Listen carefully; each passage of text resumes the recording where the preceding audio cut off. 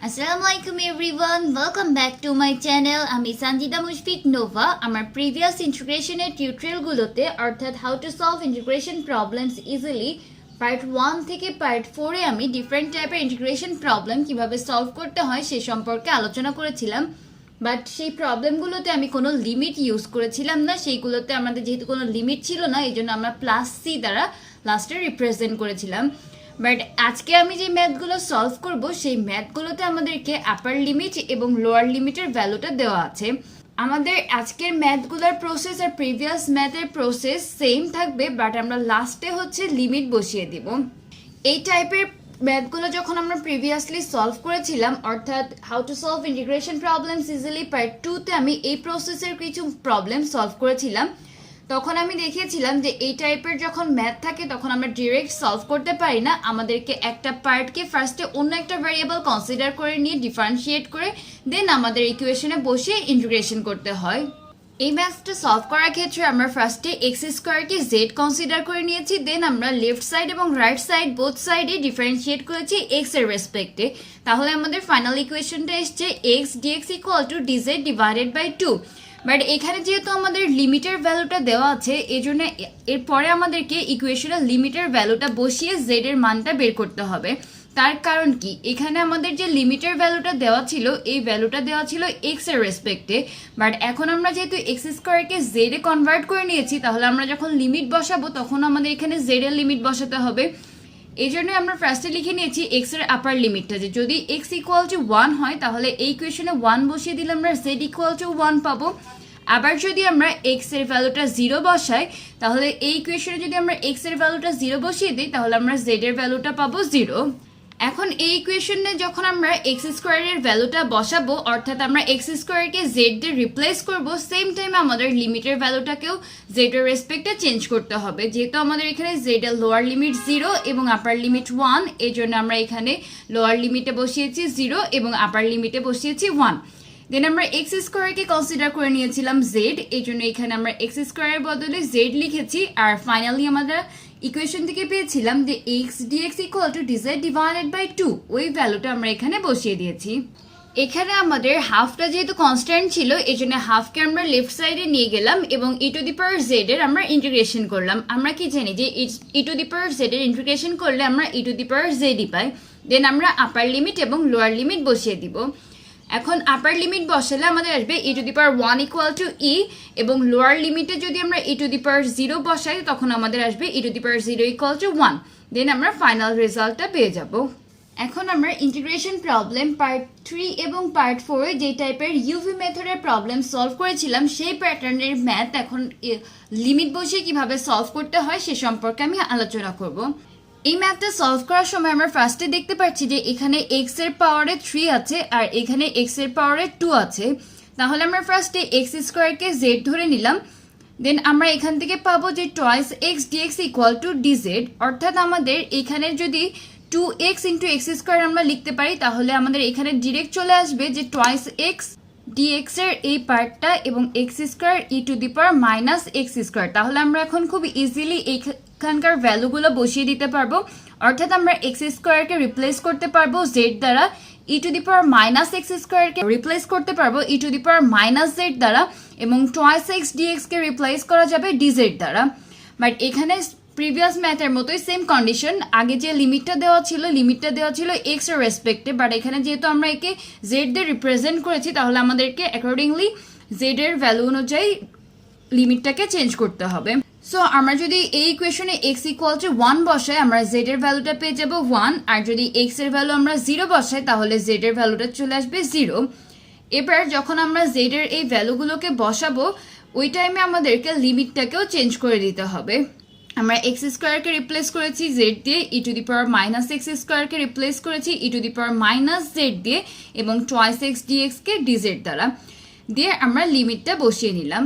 এবার আমরা ইউভি মেথডে এই প্রবলেমটাকে সলভ করবো। ফার্স্টে আমরা যখন ইউভি মেথডটা অ্যাপ্লাই করব তখন আমরা লিমিটের ভ্যালুটা প্রথমেই বসাবো না, তাহলে একটু প্রবলেম হবে। ফার্স্টে আমরা সলভ করে নিব, দেন একদম ফাইনাল ইকুয়েশনে আমরা লিমিটের ভ্যালুটাকে বসিয়ে দিব। এখন কথা আসতে পারে যে আমরা কোনটাকে ইউ কনসিডার করব কোনটাকে ভি কনসিডার করব। আমরা আমাদের পার্ট 3 এবং পার্ট 4 এ বলেছিলাম যে এই alphabet wise L I A T E, এটার মধ্যে ফার্স্টে যেই অ্যালফাবেটটা আসবে ওইটাকে আমরা ইউ ধরবো এবং পরেরটাকে আমরা ভি ধরবো। তাহলে অ্যালজেব্রিক ফাংশন কি আমাদের আগে আসে, এই জন্য আমরা জেডকে ইউ ধরে নিয়েছি, এবং যেহেতু এক্সপোনেনশিয়াল ফাংশন আমাদের পরে আসে এই ওয়ার্ডের, এই জন্য আমরা এটাকে ভি ধরে নিয়েছি। দেন আমরা ইউভি মেথডের ফর্মুলা ইউজ করেছি যে U integration of V dx minus ddx of U integration V dx into dx. এখন E to the power minus জেডকে যদি আমরা ইন্টিগ্রেশন করি আমাদের রেজাল্ট আসবে minus e to the power minus z. Then এই সাইডেও সেম ভাবে e to the power minus জেডকে ইন্টিগ্রেশন করে আমরা পেয়েছি minus e to the power minus z, আর এই সামনে যেহেতু একটা মাইনাস ছিল মাইনাসে মাইনাসে আমাদের প্লাস হয়ে গেছে, আর d d z of z equal to আসে 1। দেন এখন আমরা এই ইকুয়েশনটাকে আবার এই পার্টটাকে ইন্টিগ্রেশন করতে হবে, করলে ফাইনাল রেজাল্ট আসবে এটা যে minus e to the power minus Z into Z plus 1। এবার আমরা ফাইনাল যে ইকুয়েশনটা পেয়েছিলাম অর্থাৎ minus e to the power minus Z into Z plus 1, এই ইকুয়েশনে এখন লিমিটের ভ্যালুটা বসাবো। ফার্স্টে আমরা এখানে জেড এর একবার আপার ভ্যালু বসাবো, একবার লোয়ার ভ্যালু বসাবো। যখন আমরা আপার ভ্যালু বসাবো তখন জেড ইকুয়াল টু কি ছিল 1 আপার লিমিট, তাহলে এখানে আসবে 1 plus 1 E to the power minus 1, then minus lower value আমাদের ছিল 0, এই জন্য আসবে 0 plus 1 into E to the power minus 0। Then এই ইকুয়েশনটিকে আমরা পেয়ে যাব 2 ই টু দি পাওয়ার মাইনাস 1, আর টোটালটার আগে একটা মাইনাস থাকবে কারণ এই যে এখানে একটা মাইনাস ছিল, ওই মাইনাসটাকে আমরা ব্র্যাকেটের বাইরে রেখেছিলাম। দেন ই টু দি পাওয়ার মাইনাস 1কে আমরা লিখতে পাই 2 ডিভাইডেড বাই ই, দেন এই যে মাইনাস 1টা ছিল মাইনাস 1 লিখলাম, এটা আমাদের ফাইনাল রেজাল্ট। এই টাইপের ম্যাথগুলো সলভ করার সময় সবচেয়ে বেশি ইম্পর্টেন্ট ব্যাপার হচ্ছে যে জেড এর ভ্যালুটাকে আমাদের এক্স এর ভ্যালুর সাথে চেঞ্জ করতে হয়, অর্থাৎ এখানে যে লিমিটটা দেওয়া ছিল ওই লিমিটটা দেওয়া থাকে এক্স এর জন্য, বাট যখনই আমরা একে জেড ভ্যারিয়েবল কনসিডার করে নিয়েছি তখনই আমাদেরকে জেড এর অ্যাক্রসে লিমিটটা লিখতে হয়। এই জন্য এই পার্টটা খুবই ইম্পর্টেন্ট। এই পার্টটা যদি কেউ করতে ভুলে যান বা ভুল করে ফেলেন তাহলে পুরো ম্যাথের রেজাল্টই ভুল আসবে, কারণ এই প্রিভিয়াস ম্যাথটা এবং এই ম্যাথে বাই ডিফল্ট আমাদের লিমিটের ভ্যালুটা চেঞ্জ হয়নি, বাট অনেক ক্ষেত্রে আমাদের লিমিটের ভ্যালুটা কিন্তু চেঞ্জ হয়ে যায়, অর্থাৎ এক্স এর যে লিমিটটা থাকে জেড এর ক্ষেত্রে যে সেই লিমিটটা চেঞ্জ হয়ে অন্য ভ্যালু চলে আসে।